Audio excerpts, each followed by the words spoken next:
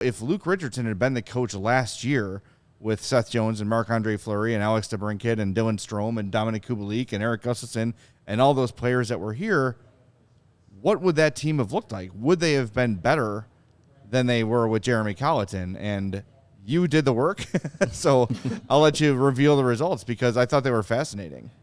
Yeah, I think that they would have been a better team had they had a different coach. I mean, it's interesting too because when Derek King took over, they went very, very, very simple. And simple doesn't have to be bad. It can be a foundational way of learning, especially in the defensive zone. That's somewhere that they improved. And offensively, they were still a little bit below average.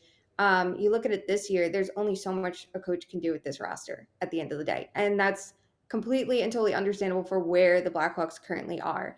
If they had players like DeBrincat still in the mix and Strome and Dach, would they be a better team? Yes. Would they be good? Probably not.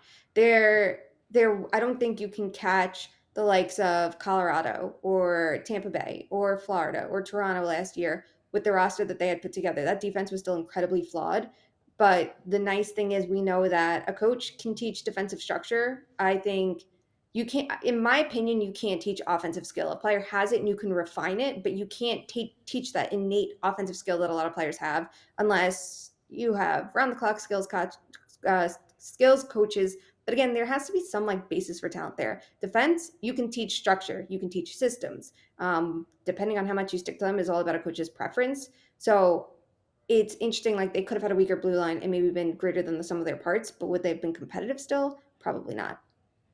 Yeah, I remember reading through that work that you did along with Scott Powers and just thinking like every Blackhawks fan needs to read this to understand like why they are going the direction that they are going, because there's a big difference, especially this year, in trying to pick first and maybe at worst ending up picking 8th, 9th. Like it's a big difference, and holding on to those players while they were performing better than the players that are now.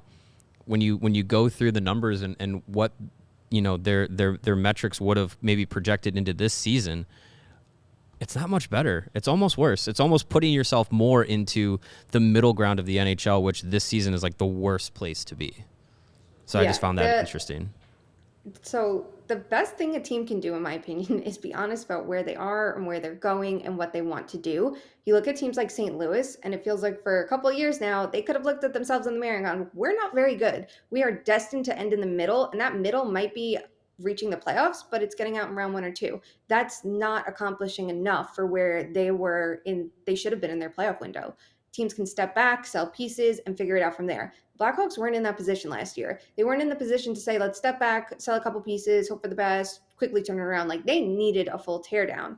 The issue I would have with it, it's not that they chose to get rid of those players, it's what they got back, I think is the thing to nitpick with pretty much every player they moved. And I think you can even nitpick the fact that they maybe moved on from a player like Dach instead of giving him a chance when that's a player you keep in a rebuild situation.